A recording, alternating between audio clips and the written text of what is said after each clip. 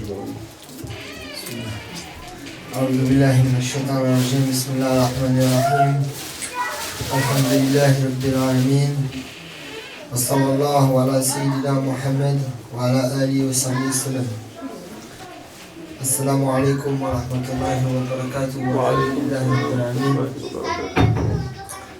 On est très content, machallah, d'avoir passé un moment ensemble. Allah barik, qu'Allah mette la baraka et qu'Allah accepte ces moments entre les musulmans, alhamdulillah rabbil alamin. Qu'Allah augmente ces moments de fraternité et Inch'Allah ta'ala, qu'Allah nous donne à tous une bonne intention et la sincérité dans nos actions.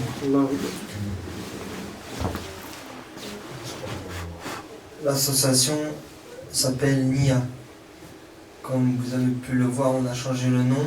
On m'a déjà demandé pourquoi est-ce qu'on a changé le nom de Nouveaux Musulmans Paris à NIA. Déjà, on n'est plus tout neuf comme Nouveaux Musulmans. Alhamdulillah, on commence à être ancien. Et surtout, on n'est plus à Paris tout simplement. Donc on a commencé par s'appeler Nouveaux Musulmans Paris parce qu'on était une association de convertis à Paris et d'année en année on s'est éloigné jusqu'à atterrir avec les frères dans le 91 aux Ulysses et à Orsa. Et donc c'est une des raisons pour laquelle on souhaitait changer de nom. Également le fait que bien souvent le mot musulman met une barrière aux gens. C'est-à-dire qu'à partir du moment où tu parles d'islam, de musulman, les gens ne vont pas écouter ce que tu as à dire. Donc c'est également pour ça. Alhamdulillah, ba'amin. Et comme le dit Allah subhanahu wa ta'ala, déjà on fait les œuvres du bien et ensuite on dit qu'on est musulman. C'est le minhaj du Coran. Et donc on s'est appelé Nia car le prophète sallallahu alayhi wa sallam nous a expliqué que nos œuvres ne valent que par nos intentions. Et que l'intention finalement c'est le début de tout. C'est le début et c'est la fin. On doit commencer par une bonne intention. Et grâce à une bonne intention, Allah subhanahu wa ta'ala, il accepte nos œuvres et il accepte juste nos intentions. C'est-à-dire même si on ne va pas jusqu'à faire l'œuvre, Allah subhanahu wa ta'ala va nous récompenser juste pour nos intentions. Le prophète sallallahu alayhi wa sallam a dit dans un hadith très connu de Omar ibn Khattab, Innama al-a'malu bin-niyat wa innama likulli imri'in ma nawa. Certes, les intentions ne valent que les œuvres ne valent que par l'intention qui les a précédées. Et pour chaque personne obtiendra ce pourquoi elle avait l'intention de faire ses actions. وَمَنْ كَانَ هِجْرَتُهُ إِلَى اللَّهِ وَرَسُولِهِ فَهِجْرَتُهُ إِلَى اللَّهِ وَرَسُولِهِ. Et celui qui avait l'intention de faire la hijra, de partir pour aller vers Allah subhanahu wa ta'ala et son messager, alors son départ, sa hijra, son émigration sera pour Allah et son messager.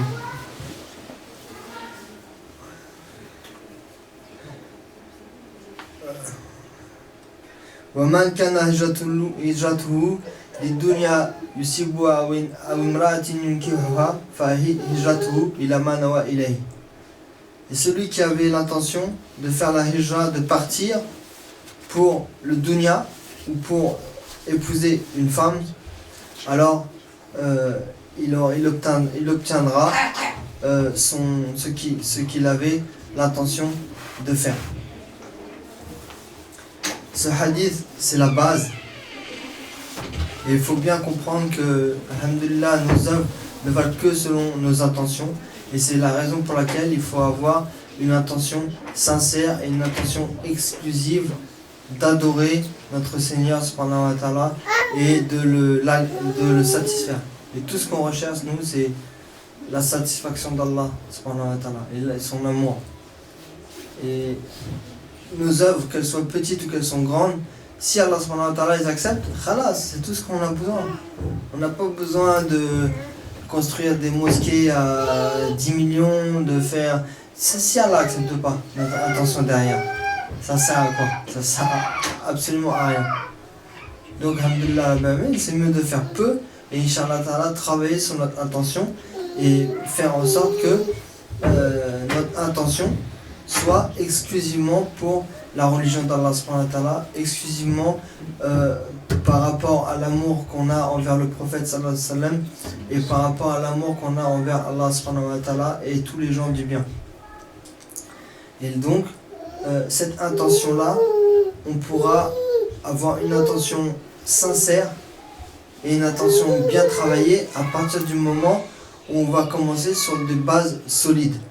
Et les bases solides sur lesquelles chaque musulman il doit fonder sa religion, c'est déjà la première chose à faire, la première marche à faire, c'est le repentir. C'est se repentir auprès d'Allah subhanahu wa ta'ala. Le repentir sincère, il a 3 conditions. Le premier, c'est de se repentir sur le champ. On n'attend pas en disant oui jusqu'à ce que Allah me guide, oh oui jusqu'à ce que je me marie, oh oui jusqu'à ce que je fasse le hajj, après je vais me repentir, je vais arrêter. Ou encore une dernière, les fumeurs, une dernière cigarette, après j'arrête. Non, c'est pas comme ça. C'est un manque de sincérité et un signe de forte probabilité d'échec, que l'aboutissement n'atteindra pas son objectif. La deuxième chose, dans un repentir sincère, c'est d'avoir l'intention d'arrêter, de ne plus jamais retourner à son péché. Et ça, c'est une des conditions d'un repentir sincère. C'est pas oui, je me suis repenti, j'arrête, mais la semaine prochaine, bon, je vais recommencer, mais là, voilà. Non, c'est pas comme ça. D'accord ? Il faut avoir une intention sincère de ne jamais retourner au péché. Même si on y retourne plus tard, mais qu'au moment où on se repent, qu'on ait l'intention, Inch'Allah Ta'ala, de ne jamais plus y retourner. Et ça, c'est impératif d'avoir ça dans son cœur. Et la dernière, la dernière condition, c'est d'avoir des regrets pour ce qui s'est passé. C'est-à-dire que la personne, elle est sortie, elle a traîné avec des gens du haram, elle a fait du haram. Et elle se repent, elle a dit maintenant j'arrête, je me tourne vers Allah, je commence la prière, tout ça, mais elle n'a pas de regret. Elle a dit ah qu'est-ce que c'était bien, je me suis bien amusé, c'était cool. Non, il faut absolument qu'elle ait du regret dans son cœur. Si elle n'a pas de regret dans son cœur, les savants disent que son repentir n'est pas sincère. Il faut absolument avoir du regret et de la honte pour ce qui s'est passé. Et donc, alhamdulillah, c'était le petit rappel que je voulais faire. Je voulais pas vous retenir très longtemps. Inch'Allah ta'ala, on va libérer tout le monde. Merci beaucoup d'être venus. Inch'Allah ta'ala. Il y a des doigts. Il y a des doigts dans les hadiths du prophète sallallahu alayhi wa sallam concernant le istighfar. Car le tawbah, parmi les conditions de perfection du tawbah, c'est de dire astaghfirullah. Astaghfirullah. Ça fait pas partie. On peut se repentir sincèrement sans dire astaghfirullah avec la bouche, avec la langue, mais néanmoins c'est une condition de perfection. Donc, Inch'Allah ta'ala, tout le monde dit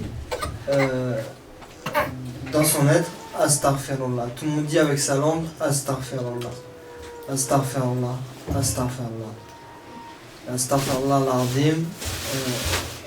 Alladhi la ilaha illa huwa al-hayyul qayyum wa atubu ilayh.